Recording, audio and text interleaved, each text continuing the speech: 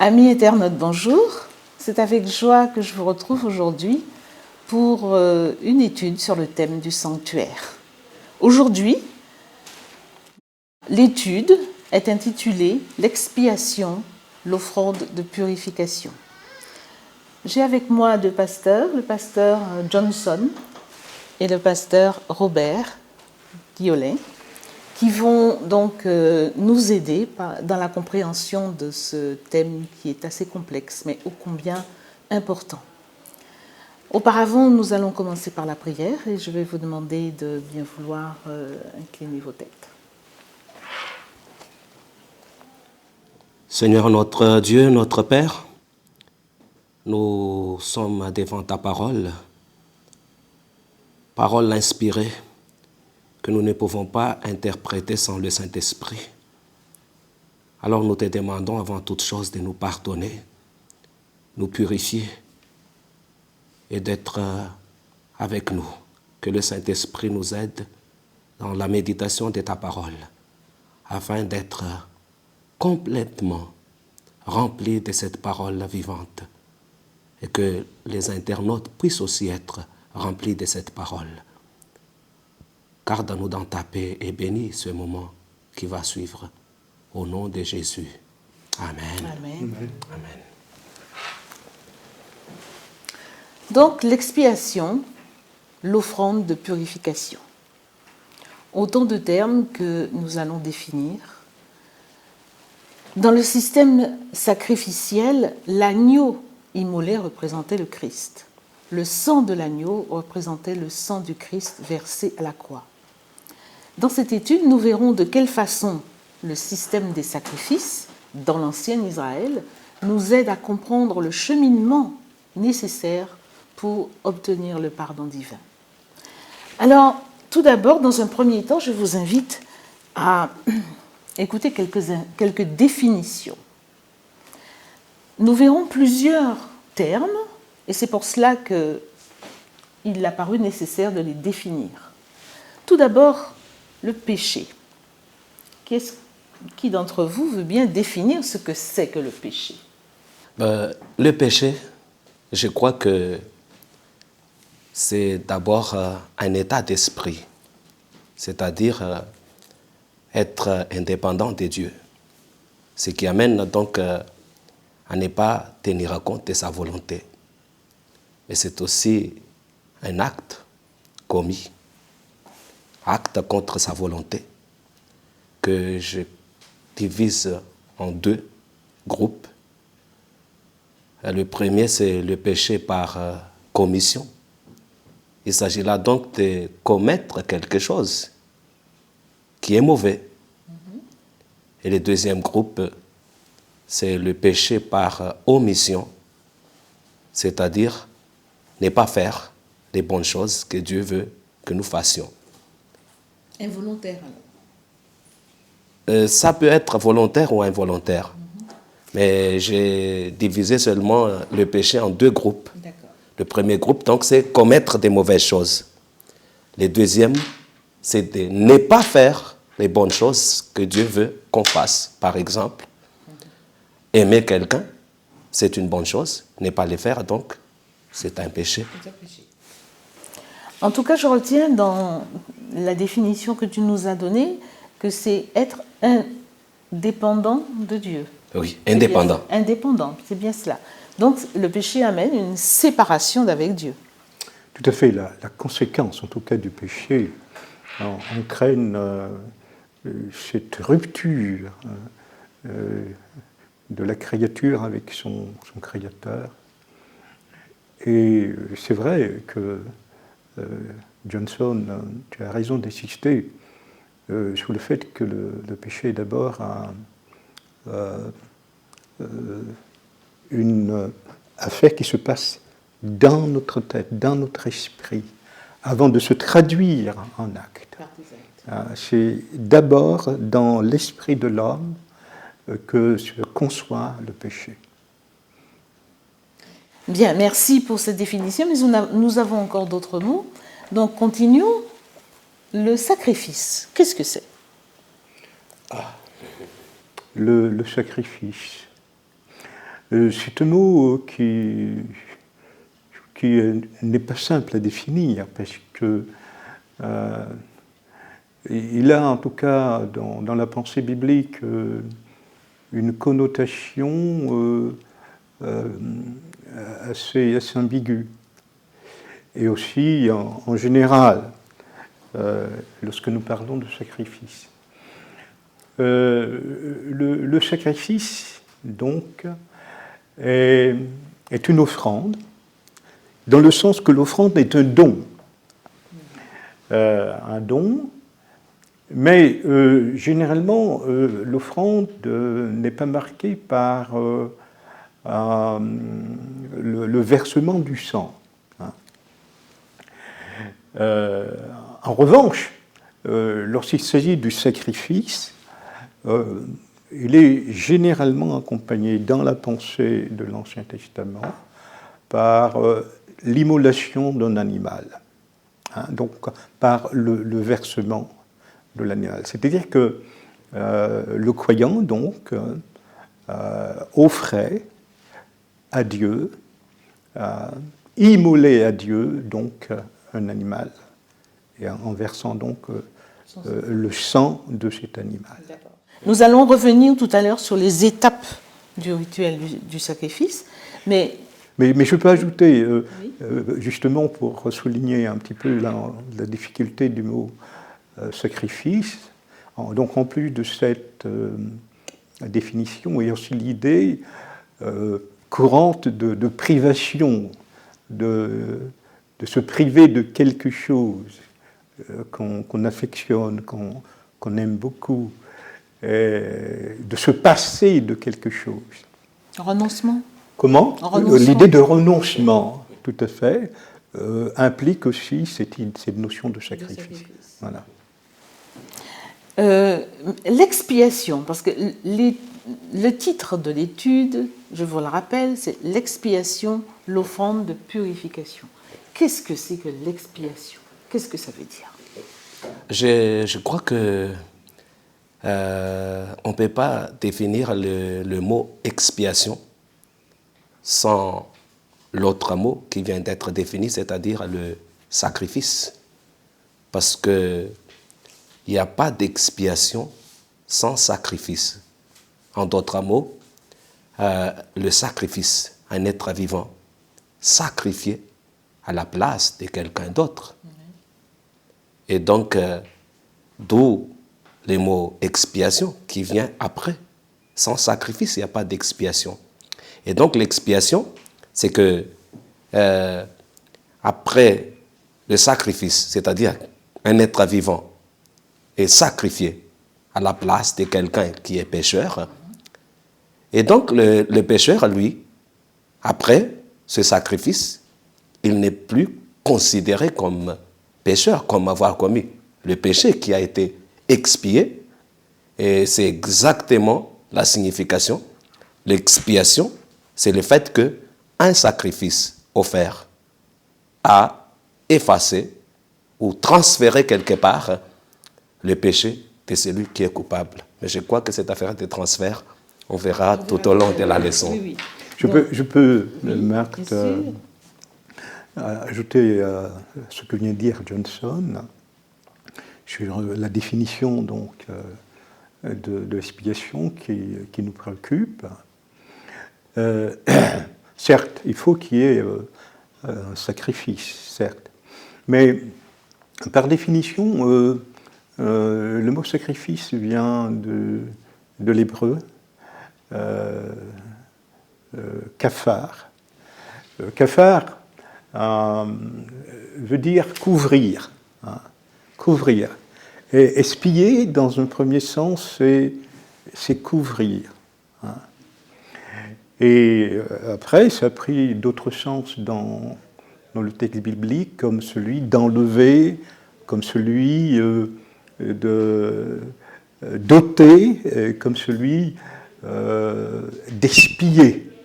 Espier. C'est-à-dire, en somme, c'est l'acte par lequel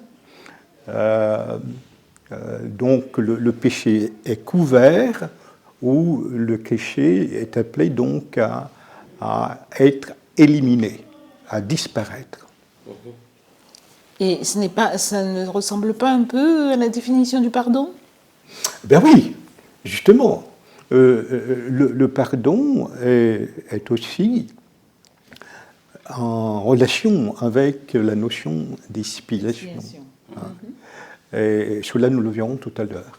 D'accord. Et la purification?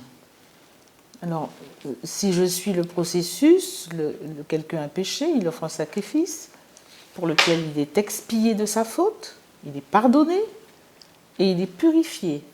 Purification, qu'est-ce que ça amène en plus?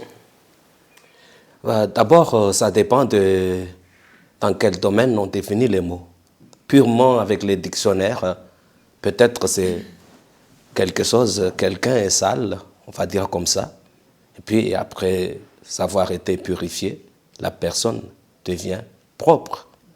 Mais je crois qu'au moment où on les définit dans la Bible, le sens même de la Bible, il s'agit là, purification, parcourir peut-être l'Ancien Testament et aller jusqu'au Nouveau Testament et essayer de définir exactement selon la Bible ces mots purification.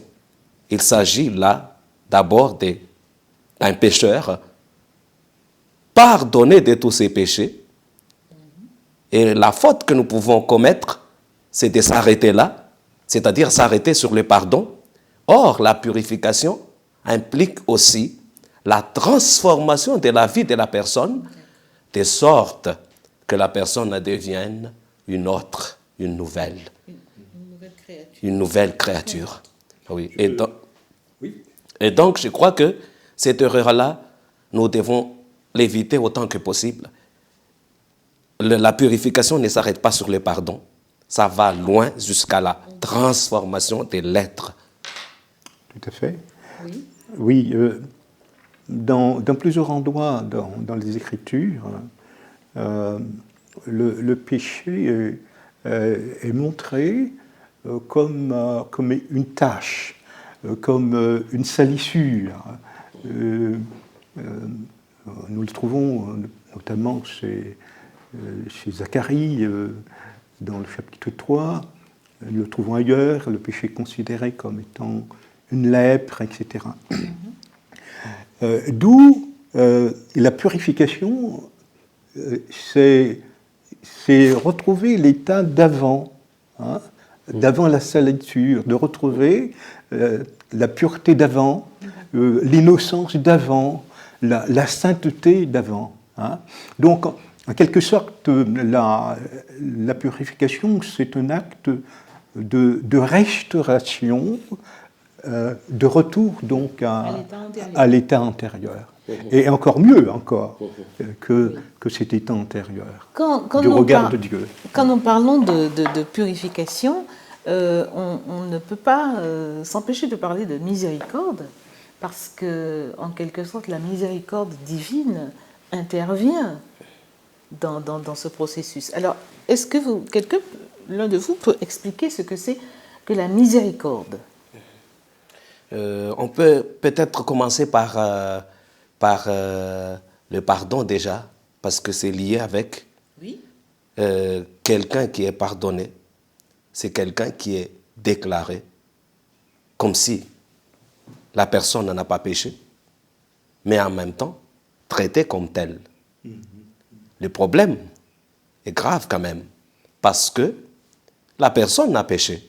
Oui. La personne ne mérite pas d'être déclarée comme juste, comme si elle n'a pas péché, et la personne ne mérite pas d'être traitée comme quelqu'un qui n'a jamais péché. D'où le mot miséricorde. Nous sommes traités, déclarés comme si on n'a pas péché, traités comme tel au moment du pardon, non pas parce que nous méritons ça, mais parce que le Dieu d'amour, miséricordieux, fait ça pour nous sans nous demander même des mérites. Et donc, à partir de là, la miséricorde de Dieu, c'est le fait même qu'il... C'est son état, c'est son attribut d'amour qui l'amène à nous pardonner, à nous déclarer comme si on n'a pas péché et nous traiter comme tel. Or, on ne mérite pas ça du tout. Voilà. Donc, en fait, c'est l'objet, comment dire, l'objet de la grâce divine. Tout à fait, tout à fait. C'est-à-dire que il est important de saisir la gravité de la notion de péché. Nous, les humains, nous ne mesurons pas la gravité que le péché a aux yeux de Dieu. C'est quelque chose d'extrêmement grave aux yeux de Dieu. Face au problème du péché, Dieu avait deux possibilités. Soit de détruire le pécheur, Adam et Ève, Oui. ou soit de lui faire grâce. Ou Adam et Ève donc payaient la conséquence immédiate de leur transgression, où Dieu donc leur faisait grâce. Donc Dieu a choisi la deuxième solution, c'est-à-dire de faire grâce, c'est-à-dire de compatir, d'avoir son cœur, et c'est là la définition du mot miséricorde, d'avoir son cœur avec la misère de l'homme et la femme. Hein. Et c'est ça, en quelque sorte, il s'est mis à notre place. Il n'a pas voulu se séparer par la mort de l'être qu'il avait créé. Alors, merci de cette précision. C'était important, chers internautes, de voir différentes définitions de ces termes complexes. Et maintenant, nous allons voir quel a été le rituel du sacrifice d'expiation dans le sanctuaire de l'ancien Israël. Et pour cela, nous allons prendre Lévitique 4. Mais auparavant, je vais vous lire deux versets qui se trouvent dans Romains 6 au verset 23, parce que ce sont deux principes à retenir pour une bonne compréhension de ce rituel. Ainsi que nous le disait tout à l'heure le pasteur Robert Guillaulet, nous méritions la mort à la suite de notre péché. Absolument. Et c'est ce que précise Paul dans Romains 6, verset 23, « Car le salaire du péché, c'est la mort, mais le don gratuit de Dieu, c'est la vie éternelle en Jésus-Christ, notre Seigneur. » Et un autre verset qui se trouve dans Hébreux 9, au verset 22, où l'auteur précise « Sans effusion de sang, il n'y a pas de pardon. » Voilà. Alors maintenant, le rituel du sacrifice d'expiation.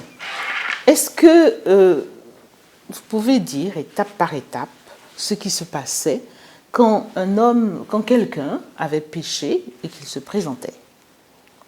À partir de là.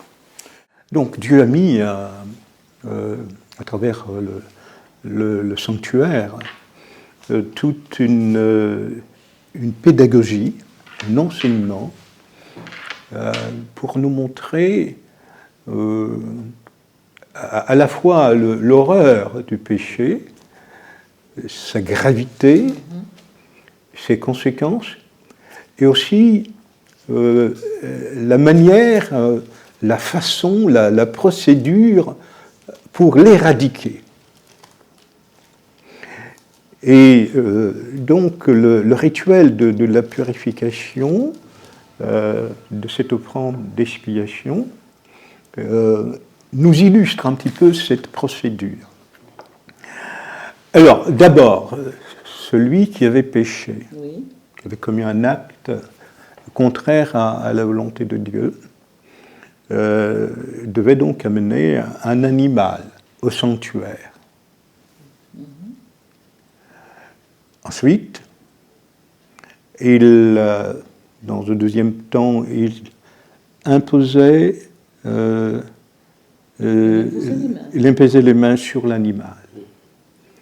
Et il confessait sur l'animal donc la faute ou les fautes qu'il avait commises.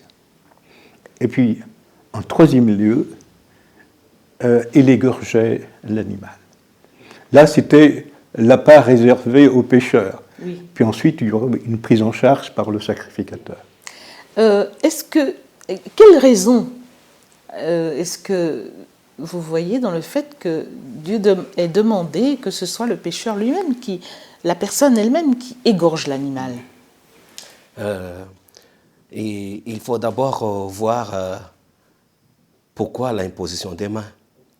Oui. Parce que c'est à partir de là qu'on aura la réponse. Et donc le pécheur, lui, il impose la main sur la tête de l'animal. Et donc, au moment où il impose les mains, il confesse à Dieu tous ses péchés. Or, cet acte signifie que les péchés sont transférés sur l'animal. L'animal, donc, devient en quelque sorte un substitut qui est devant Dieu. Et donc, au moment où il égorge l'animal, lui-même, il immole l'animal lui-même, c'est parce que c'est l'animal qui est en train d'endosser le péché à sa place. Tout à fait, en tuant l'animal qui porte ses péchés, hein, parce qu'il a confessé sur l'animal ses péchés, et en égorgeant l'animal, en quelque sorte, il met à mort lui-même, j'allais dire, mais à travers l'animal. Il ne meurt pas effectivement lui-même, mais c'est un autre être vivant qui meurt à sa place. D'où cette notion de substitution que tu soulignais tout à l'heure. C'est comme si il endosse les péchés lui-même, mais ce n'est pas à travers lui, c'est plutôt à travers l'animal. Voilà. Parce que l'animal, c'est sur l'animal que le péché est transféré. Transféré, tout à fait. L'animal devient en quelque sorte le porteur de son péché, celui qui porte ses péchés. Il y avait quand même un enseignement de la part de Dieu au pécheur. D'une part, lui inspirer cette culpabilité, parce que je suppose que le pécheur, en voyant un animal innocent mourir, se disait, mais c'est de ma faute, c'est à cause de moi. Et en plus, Dieu, je pense, devait aussi, dites-moi si je me trompe, vouloir que le pécheur lui-même éprouve une horreur du péché. Absolument, face à cela. Tout à fait. D'accord. Le prix du péché. Oui. Et à partir de là, donc, s'arrêtait la part du pécheur, et ensuite commençait le rôle du sacrificateur ou du prêtre. Donc, selon... il y avait deux solutions possibles par rapport au prêtre. Ou il mangeait la viande de l'animal, sans rentrer trop dans les détails parce que nous n'aurons pas le temps, mais d'un côté il devait manger la viande de l'animal et de l'autre côté il ne la mangeait pas. Alors, est-ce que vous pouvez expliquer les deux démarches et pourquoi? On peut résumer quand même. Oui. Lévitique chapitre 4.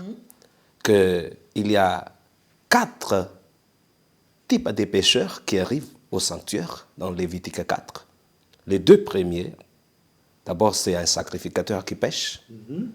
Les deuxièmes, c'est le peuple qui pêche.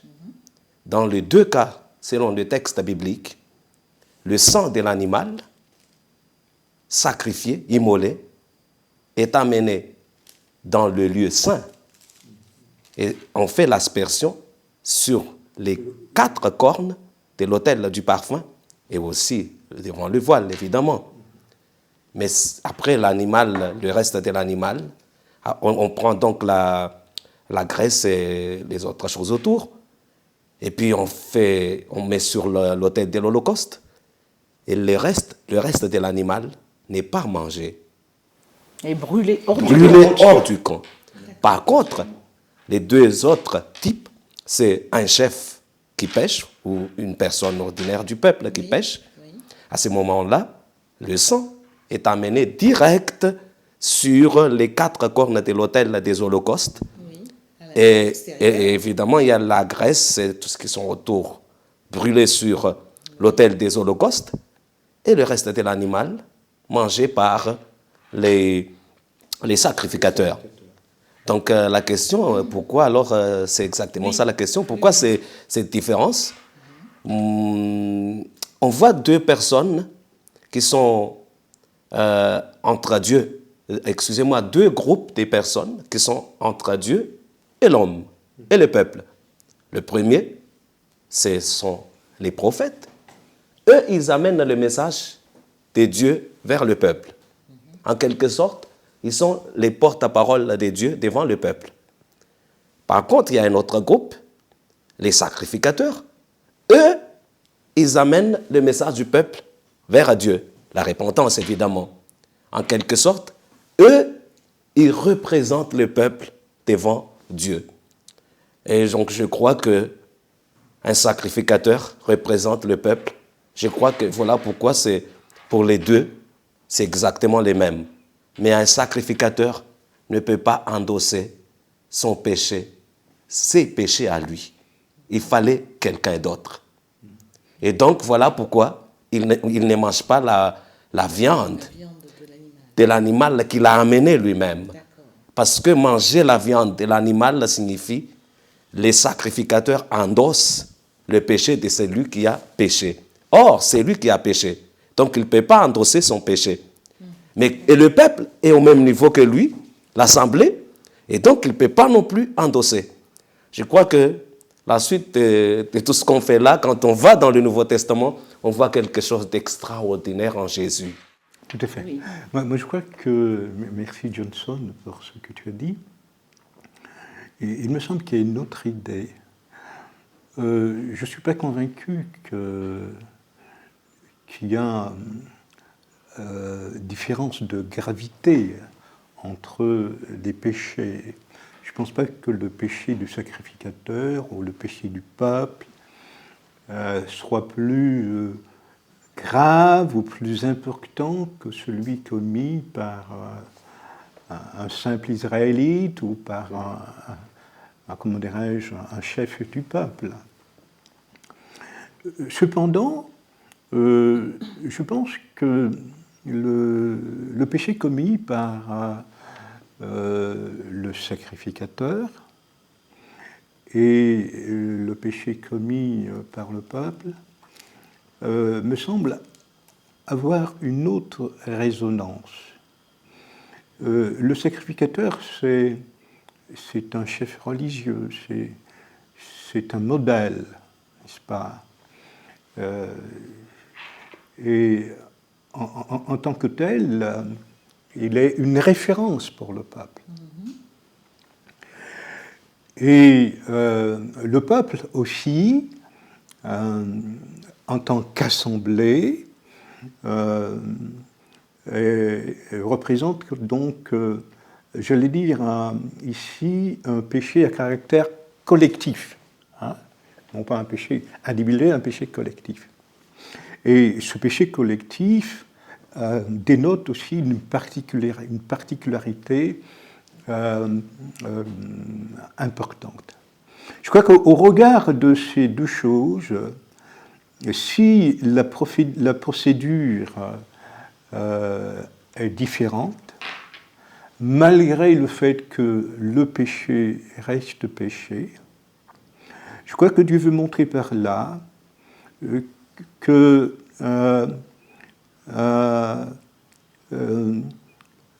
lorsqu'on est responsable, eh bien, son influence sur la communauté est importante, d'où j'allais dire, une sanction encore plus importante.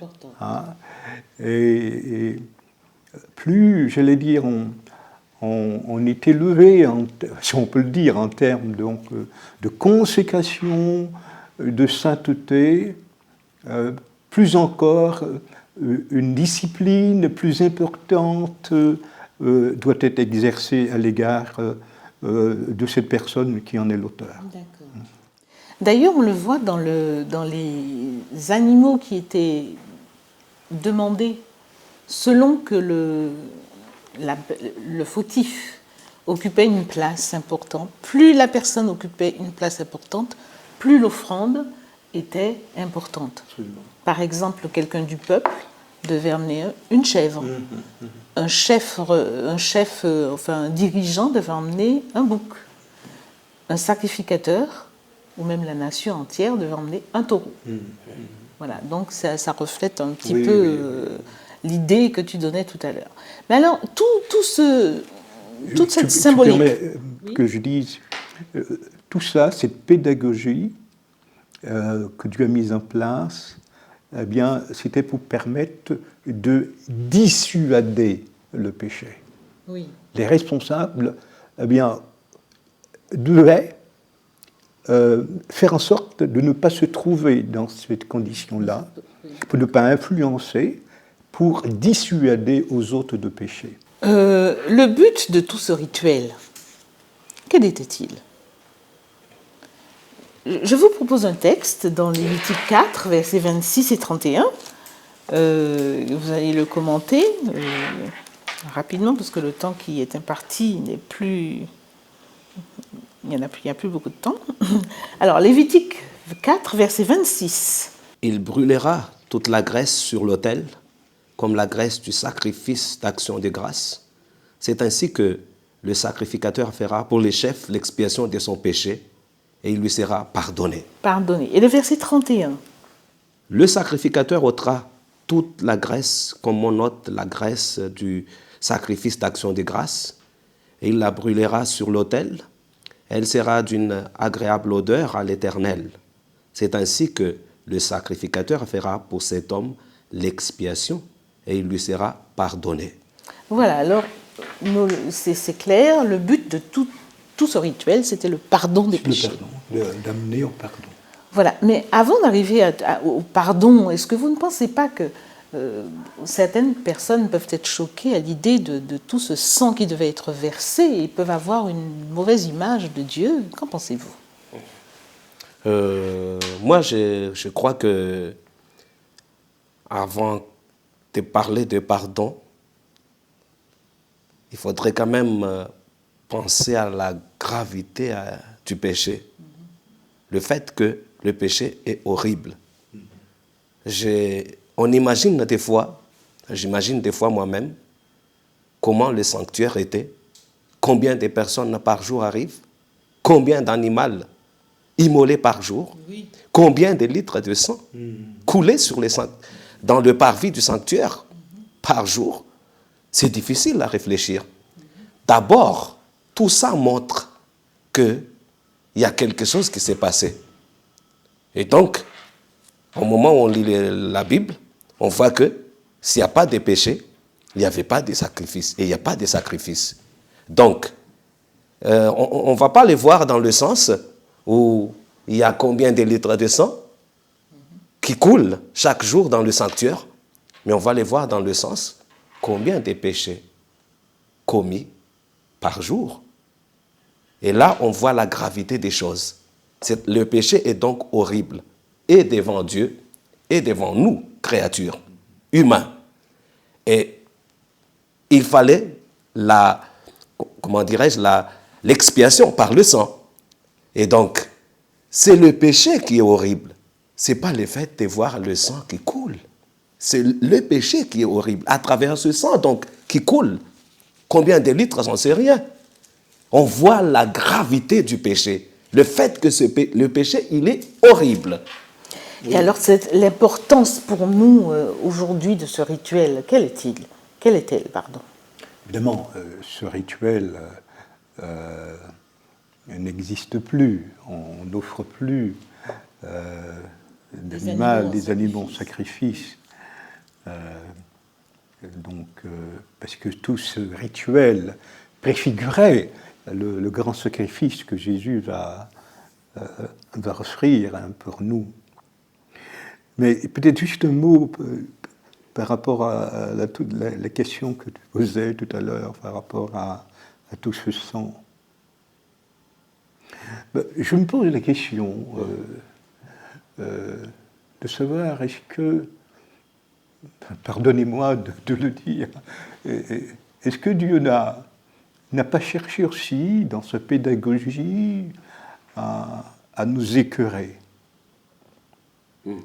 oui. À chercher une forme d'écœurement, en pensant peut-être qu'à force de voir le sang couler, c'est peut-être naïf ce que je dis, de tuer des animaux, que l'homme prendrait conscience et dire, ah bien, je ne pêche pas parce que c'est... Il aurait le péché en horreur. Oui, il aurait le péché en horreur.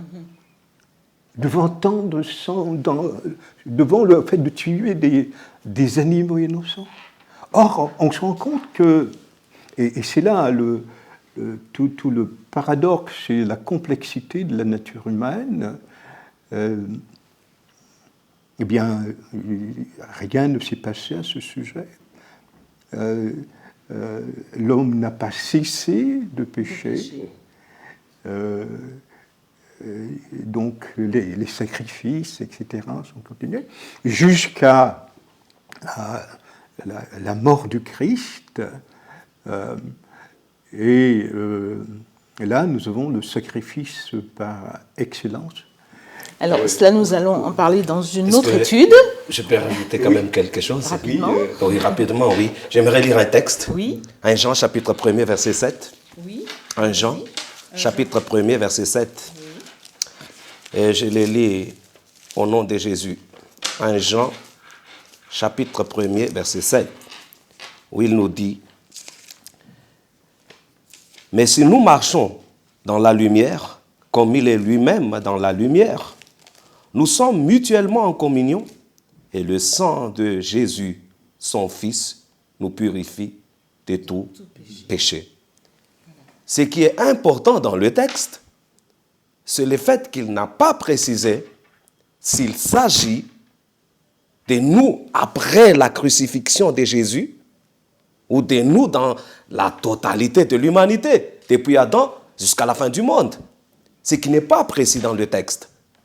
Mais je crois, après plusieurs lectures du livre de l'Épître aux Hébreux, nous avons tous peut-être lu que les nous ici, il ne s'agit pas seulement de nous après la mort de Jésus, il s'agit de nous, la race humaine, dans sa totalité. En d'autres mots, les animaux sacrifiés, le sang qui coulait chaque jour dans le parvis du sanctuaire, ne pouvaient même pas expier le péché. Mais ce n'était que des symboles. Et c'est le sang de Jésus qui coulait sur la croix. C'est ce sang qui nous purifie. Et donc voilà, on arrive donc dans une autre réponse à la question. Quel est l'objectif de tout ça, tout ce qu'on voit dans Lévitique 4, ces rituels?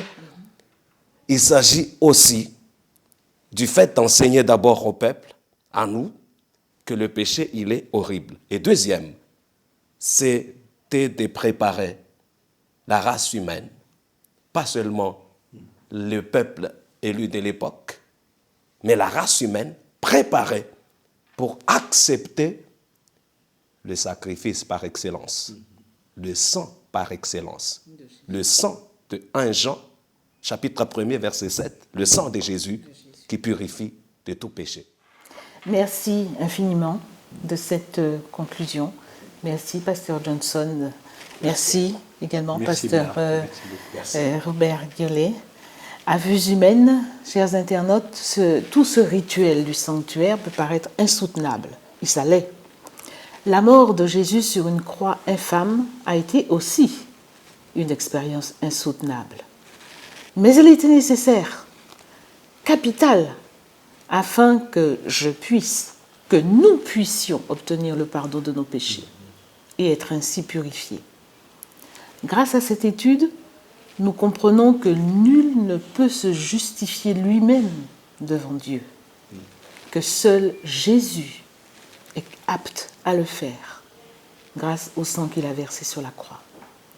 Ne voulez-vous pas aller à lui d'un cœur repentant et sincère? Au revoir, à bientôt.